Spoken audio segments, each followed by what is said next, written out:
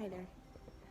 So, I wanted to talk about consciousness and what exactly it means if we're all consciousness.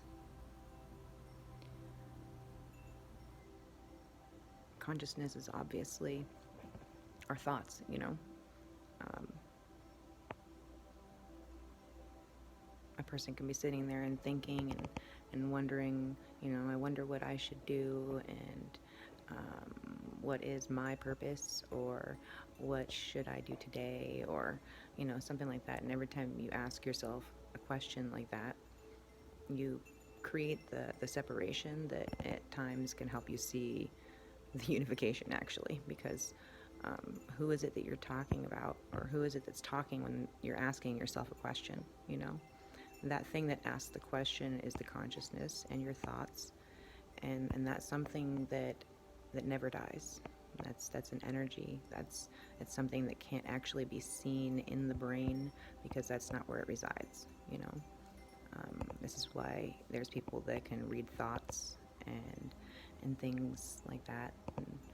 And the beauty of the conscious mind is that it is what actually creates the world around you. You know, um, it's not necessarily your conscious mind. Mind you, you can be a conscious creator, um, but technically, you consciously create by not creating. You know, by allowing, by going with the flow, by seeing what it is that your conscious mind or subconscious mind creates, so that you can either learn from it or use it as a stepping stone to the next level of learning about yourself, which is, of course, just a piece of everyone, and everyone's a piece of you, and there's so much going on there. Um, when it comes to consciousness, that's something that is always there. It's something that is always creating one moment to the next moment. A lot of times, though, people look at their lives and they're like, no way, which I was at for a few years, where I was like, there's just not possible. I'm open to the fact that I create. My cat's turning things on. I'm open to the fact that I can, that I'm creating my reality with my thoughts and things like that. But it took quite a bit for me to fully digest the fact that there's things that happen in your life that are coming from subconscious thoughts. Thoughts that not only carry trauma. It has way more to do with that, because once you're getting to a pretty healed place in trauma, where you're not carrying wounds, you actually just have. Check it out, guys. Oh, Kitty's saying hi. I'm playing with stuff. Just thought I'd share. And then the dog walked that way, over there. She's up there. um, yeah, so everything, it's conscious awareness. And so when we're looking at something that doesn't seem like it belongs to us, that's coming from the subconscious awareness, or actually not awareness, I guess just the subconscious, which is a place you're not consciously aware of. Your subconscious is actually what wires you to know how to do anything. You know how to brush your teeth because your subconscious is programmed.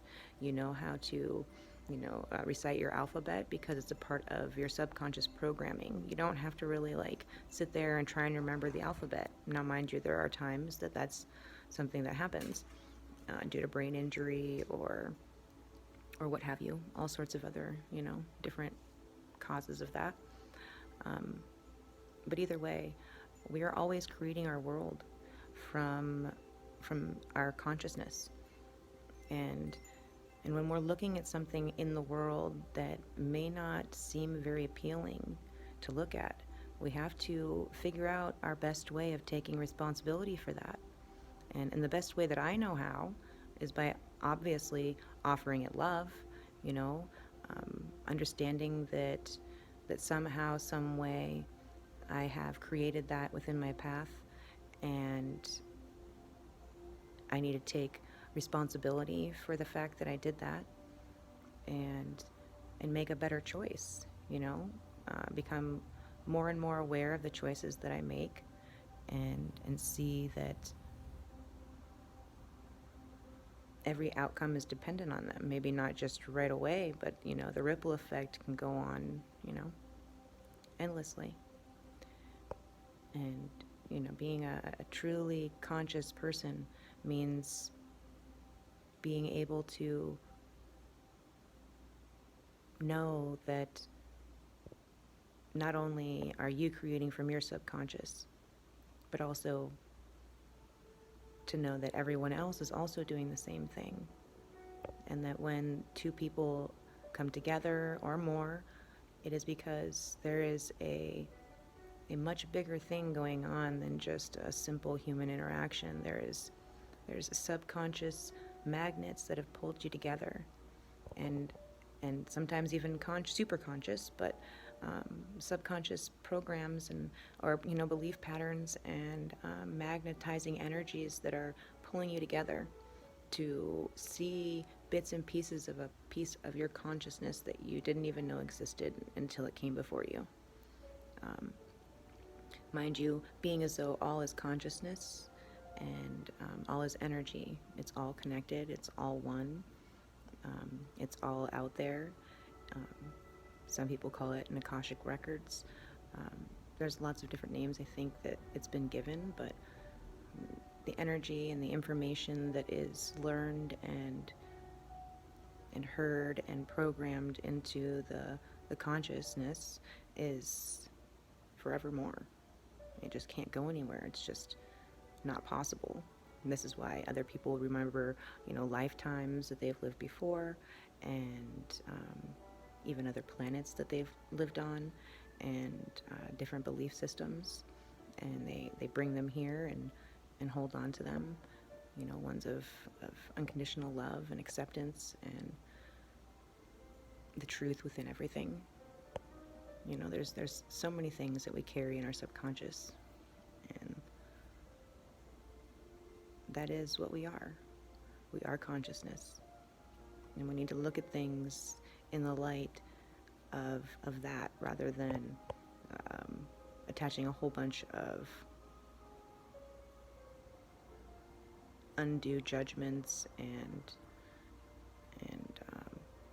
resistance to the things that we're seeing. We need to understand that somehow, some way, it's coming from our consciousness or even a collective consciousness, and it really does deserve honor and respect, and it deserves to be seen for what it is, and known to be a part of you that needs your helping hand in some way.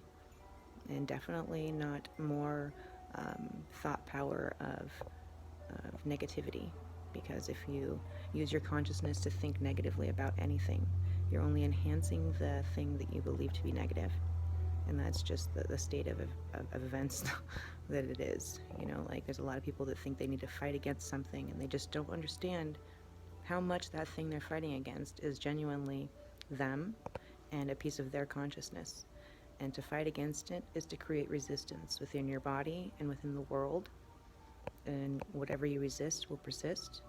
So it all comes back to just understanding who it is you are and how your consciousness plays in that, and how that can help you reframe what it is you understand your world to be and your part in it.